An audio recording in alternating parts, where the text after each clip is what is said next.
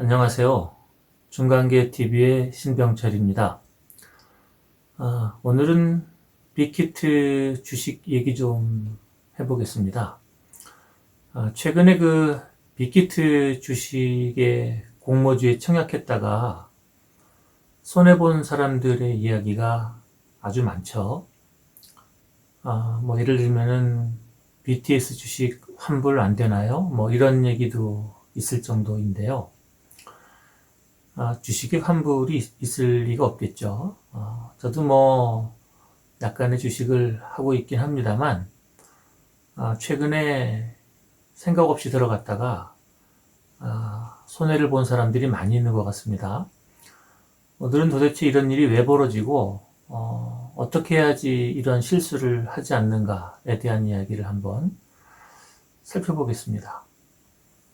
어떤 분은 퇴직자금으로 받은 돈과 자기가 그동안 모아놓은 돈 7억 원을 35만 원에 구매를 했다가 지금 17만 원대로 떨어졌죠. 그래서 한 3, 4일 만에 한 50% 이상 손해를 본 분 얘기도 있더라고요.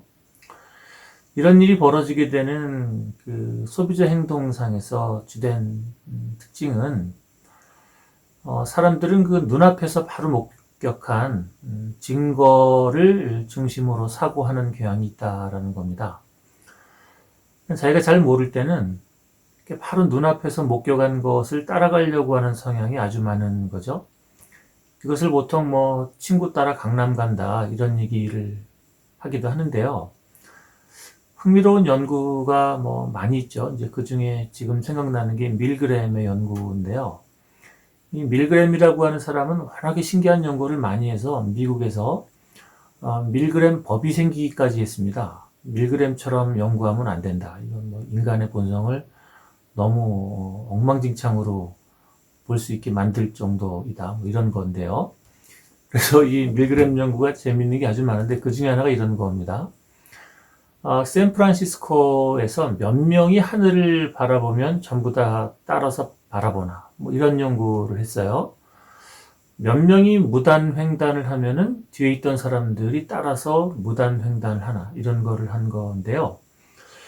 평균 한 3명에서 5명 정도가 눈앞에서 무언가의 행동을 하면은 쫓아한다라는 겁니다. 그러니까 한 3명, 4명, 5명이 차례로 하늘을 보기 시작하면은 그 옆에 있는 사람들이 뭐가 있나 하고 쳐다보게 되는 거고, 또 3명, 4명, 5명 되는 사람들이 파란불임에도 불구하고 그러니까 건너가면 안 된다고 하는 빨간불임에도 불구하고 무단횡단을 하면은 그 뒤에 있는 사람들이 따라가려고 한다라는 거죠.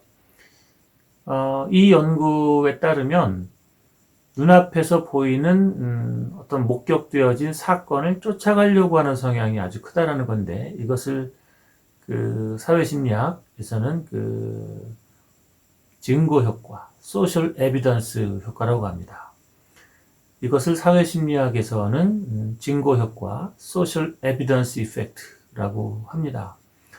그런데 이 주식시장의 바로 앞에 SK바이오팜과 카카오 게임즈의 공모주 사건이 목격이 되었죠. SK바이오팜에도 엄청난 돈이 물려서 청약 경쟁률이 무려 330대 1이었고, 또 그 다음에 벌어진 카카오 게임즈의 청약 경쟁률은 1500대 1이었어요. 물론 카카오 게임즈랑 SK바이오팜이랑 공모주 결과가 있고 나서 그 다음에 가격이 많이 떨어지긴 했습니다만, 이렇게 많은 사람들이 청약한다라고 하는 것이 하나의 증거로 목격되어진 사건으로 보인 거죠. 그래서 빅히트도 첫날 공모주 청약률이 600대 1이었습니다. 그래서 친구 따라 강남 가듯이 친구 따라 빅히트 주식 샀다가 실제로는 회사 관계자가 네 번째 주주가 대량의 주식을 판매함으로써 35만 원까지 갔던 주가가 17만 원대까지 지금 떨어지는, 그야말로 패닉셀이 벌어지는 일이 벌어졌죠. 이런 일이 벌어진 것은 이미 지나간 일이니까 그렇다고 치고 두 가지를 생각해 보겠습니다. 첫째는 이런 일은 왜 벌어지는가? 두 번째는 이런 그 심리적 에러를 일으키지 않으려면 심리적 에러를 버려서 손해를 보지 않으려면 무엇을 해야 되는가? 이 두 가지가 더 중요한 거겠죠. 그럼 먼저 이런 일은 왜 벌어지는가입니다. 그것은 사람이 어떤 정보 처리를 할 때 꼼꼼하게 생각하는 성향은 매우 낮고 약간 건성건성 생각하는 성향이 높습니다. 이렇게 건성건성 생각하는 것을 단서 중심적 사고라고 하고 영어로는 heuristic processing이라고 합니다. 이 heuristic이라는 말이 추론 단서라는 말인데요.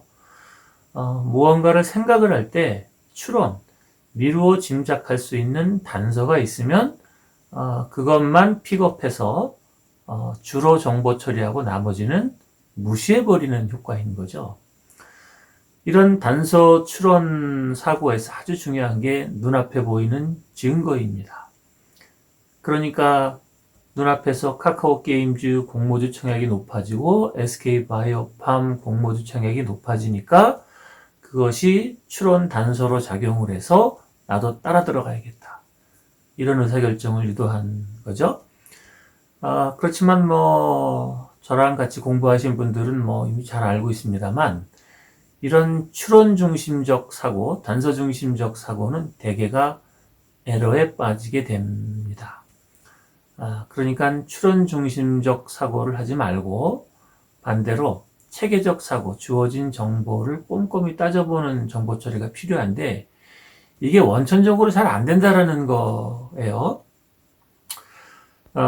친구 따라 강남 가서 잘 된 사람이 몇 명이나 있겠습니까? 여러분 생각하시기에 친구 따라서 뭐 해서 잘 된 사람이 몇 명 되는지 한번 세어보셨습니까? 저는 좀 의도적으로 한번 따져봤는데 친구 따라해서 잘 되는 사람을 제가 별로 본 적이 없습니다. 아주 없는 건 아닌데요. 대부분은 이 길이 아닌데 내가 어떻게 하다가 일로 왔나?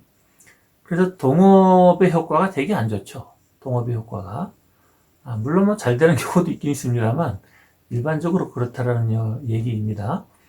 친구 따라 강남을 갈 때 가더라도 꼼꼼히 따져봐야 합니다. 그러면 꼼꼼히 따져보려면은 어떻게 할까요? 그 일의 전후 좌우를 살펴봐야겠죠. 원인은 무엇이고 메커니즘은 무엇이고 그 결과는 어디로 떨어질 것인가? 내재적 가치는 무엇이고 트렌드의 변화는 무엇인가? 이게 어떤 형태로든지 공부를 조금 더 해야 됩니다. 그러니까 빅히트 주식에 들어갔다가 손해를 보신 분들은 공부하지 않은 것에 대한 대가를 치르고 있는 겁니다. 그래서 오늘의 결론은 아주 중요한 얘기인데요. 친구 따라서 행동의 시작은 같이 할 수 있지만 친구와 함께 행동의 결과를 나누는 것은 쉽지 않고 그 행동의 결과는 오롯이 개인이 지는 경우가 훨씬 많다는 겁니다. 친구 따라서 빅히트 주식 와장창 다 따라 샀지만 손실은 그냥 오롯이 혼자 지게 되는 거거든요. 그러니까 우리가 해야 할 일은 무슨 일을 하든지 겉으로 드러난 현상 말고 그 안에 감추어진 그 원인과 결과, 메커니즘, 전후좌우에 있는 내용을 분석하고 의심하고 의심하고 나서 따져보고 행동해도 전혀 늦지 않습니다.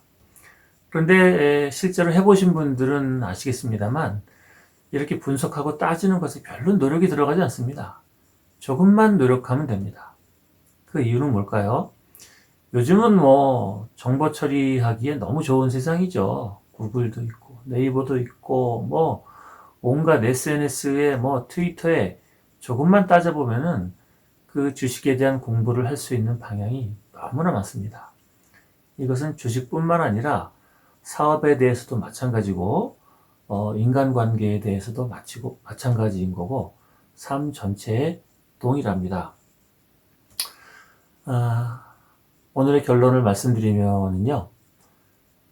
눈앞에 보이는 증거를 보고 덜커덕 따라가기보다는 의심하고 분석하고 스스로 판단해서 행동하시는 것이 후회를 줄이는 가장 좋은 방법이다라는 것을 말씀드리겠습니다.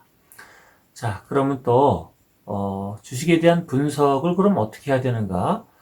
또 주식에 대한 전문가 말은 어디까지 들어야 하는가? 이런 의문이 또 남겠죠. 다음 시간에는 주식에 전문가가 있는가? 라는 주제를 가지고 내일 또 뵙겠습니다. 감사합니다.